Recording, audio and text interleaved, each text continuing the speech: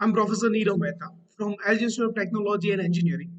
In today's session, we are going to discuss about subject called automobile system design, in which we will discuss about today about internal expanding brake. So internal expanding brake, also called as a drum brake or a shoe brake, in which by means of applying pressure or by means of applying braking torque, we are stopping our rotating element. In this case, the rotating element will going to be drum.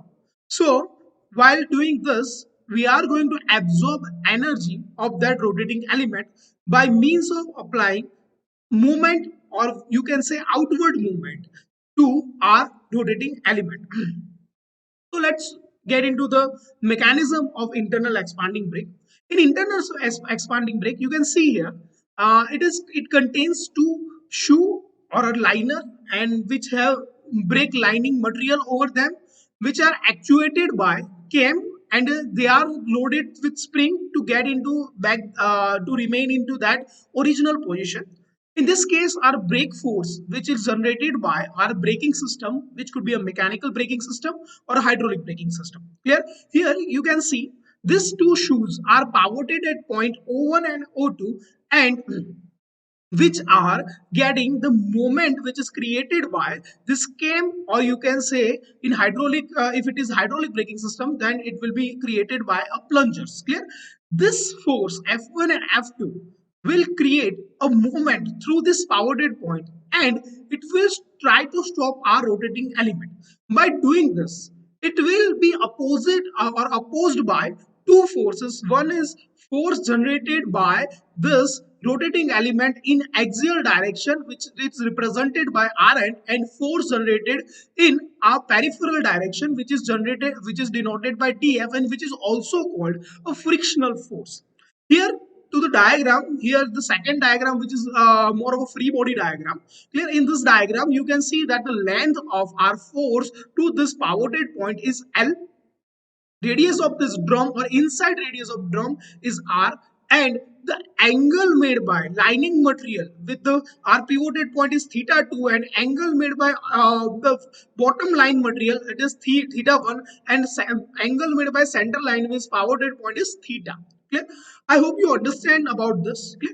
Now let's talk about this mechanism, or you can say this moment created. Clear? F1 is one side movement which will try to open, or which will try to push our shoe in anti-clockwise direction. The reaction for, we are talking about shoe S1, the reaction for Rn will try to push this shoe inward, which is clockwise direction, and this friction force will try to create that in anti-clockwise direction. So in the shoe S1, F1, the moment which is created by F1, which is supported by Rn, sorry, which is opposed by Rn and supported by frictional force. While in the case of S2, which has the moment, or you can say force, which is axial force, which will be same in the case of same in the direction, which is in opposite direction of Rn, but the df will be in opposite direction. Ultimately, Rn in this case will create inside moment, and df also will create inside moment in the case of shoe S2. So in that shoe case S2, force moment created by acting force and moment created by reacting forces, one is inward axial force and one is our frictional force, will be in exactly opposite direction. So the F2 will try to push towards the wall, but the axial force and frictional force try to push towards the center. But in the case of shoe S1, axial force, okay, will try to push inward, but frictional force will try to make it at that position. So this shoe, the shoe S1, will comes under more amount of wear and tear due to that couple, or that moment couple, which is generated by our frictional force, which will try to always make it in contact, and it is also called leading on a primary shoe due to that.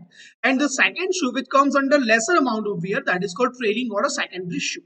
Now the condition in which this frictional force could be increased more than our reaction force or axial force, in the case of S1, shoe will not going to back, Clear, it will remain in the same position, and that condition is called self locking of our brake. Clear. So once again, self locking of our brake will occur when the reaction force is lesser than our frictional force, or a reaction moment is lesser than our frictional moment. Then your shoe S1 will not going to get back to its original position, and it ultimately lock our brake, and that phenomenon is called self locking. So now, depending on this, we will try to establish relationship between a moment generated by force at chem and moment generated or reactionary moment generated at our wall as well as due to frictional movement. So let's get into this. So here you can see nomenclature. This small r is the internal radius of a wheel rim. P is the width of a brake liners. Clear. P1, which is maximum pressure intensity. Pn, which is normal pressure, depends on our orientation of our liner. Clear. F1, force exerted by cam on S1, and F2 is force exerted by cam on a S2, which is leading shoe and a trailing shoe. Clear. Here the dimension you can see, all the dimension we will try to convert, or we will convert all the direct dimension into radius as well as O1O, which is distance of pivoted point from a center. So O1B will be O1O sine theta. Clear. Normal pressure will be act as a component of our maximum pressure. So normal pressure will be P1 sine theta. So ultimately reaction will be normal pressure into area of that particular element. Here we will consider element which has arc length of AC. Clear. So and the width, let's consider width of this shoe will be B. So the area of this will be BRD theta. Clear. And our normal pressure in this case will be P1 sine theta. So ultimately equation becomes like this: P1 sine theta BRD theta. Now let's have our frictional force. Frictional force by terms of friction theory. Clear. Frictional force is nothing but mu into its normal reaction. So mu into Rm. So ultimately it will become mu P1 sine theta BR d theta. And to find the torque, it will be in frictional force on that particular element into its own radius. So it will be mu P1 sine theta B R square d theta. So ultimately that will be our torque. Now to find this torque, we will integrate this torque from theta 1 to theta 2. While integrating this torque, this theta 1 to theta 2, all the values which is mu p1 p r square will be constant, and integration we will going to integrate, perform integration to sine theta d theta, and integration of sine theta is minus cos theta. So ultimately our braking torque in this case will be mu p1 b r square cos theta 1 minus cos theta 2, just because of that minus sign. Clear. Now let's find moment due to axial reaction. So it will be dRn into the distance, the vertical distance. Here you can see the vertical distance, which is O1b. Let's consider, let's convert this O1b into O1. So it will be O1b will become O1 sine theta. So it will be del Rn into O1 sine theta. Let's integrate this O1 sine theta. So it will be theta 1 to theta 2 P1 sine theta into BR d theta O1. So ultimately this all the values will be constant, and we will take out them P1 BR O1 and integrate. We will integrate sine square theta d theta. You can't integrate directly sine square theta d theta, so we'll convert that sine square theta d theta into 1 minus cos 2 theta by 2.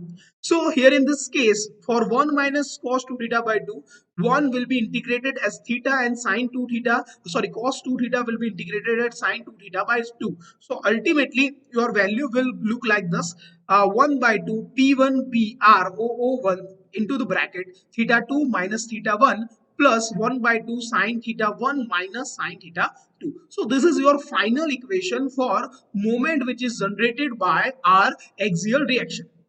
Now let's talk about moment generated by our frictional force. So in a frictional force, our longitudinal distance will be AB. Clear. Here you can see the longitudinal distance is A, this point is A, and this point is B. And let's convert into this in terms of O1. So it will be O1 sine theta. Clear. So it will be del F into R minus, because this distance is totally AB, so AB will be R minus OB. Clear? So let's it will be R minus O1 sine theta. So this will be look like this: del f into r minus O1 O1 cos theta, and let's integrate this form in terms of cos theta. So we can't directly convert this into in terms of, like, let's put this equation into context. Clear? Mu p1 sine theta into b r d theta into r minus O1 cos theta. So let's multiply this with sine theta. Clear? So it will look like this: mu p1 br r sine theta minus O1 by 2 sine 2 theta, by converting the sine theta cos theta into sine 2 theta by 2. Now let's integrate this. Clear? By integrating this, we can make this r sine theta will be converted to minus cos theta, and sine 2 theta will be converted to minus cos 2 theta by 2. And ultimately our equation will become look like this: mu p1 br into r cos theta 1 minus cos theta 2 plus O1 by 4 cos 2 theta 2 minus cos 2 theta 1. Clear? These two are, this both the reaction will be same goes for even for a trailing shoe. Clear? We have both the shoes here. Clear? Leading shoe and trailing shoe we have found out for both the shoes.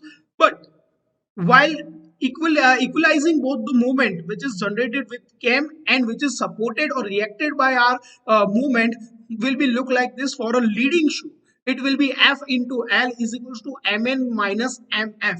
If any condition Mf will be become greater than Mn, then it will be self-locking. And for trailing shoe, it will be directly F into L is equals to Mn plus Mf. So this is how our design of shoe will takes place. Clear? We'll have this theory for 7 marks into the examination. We have seen that, or we have considered it as a moment, balance of moment, and ultimately derived the moment which is balanced to our shoes. I hope you understand this different aspect of this movement very well. Okay, if you have any doubt regarding to this, you can directly ask me. Thank you.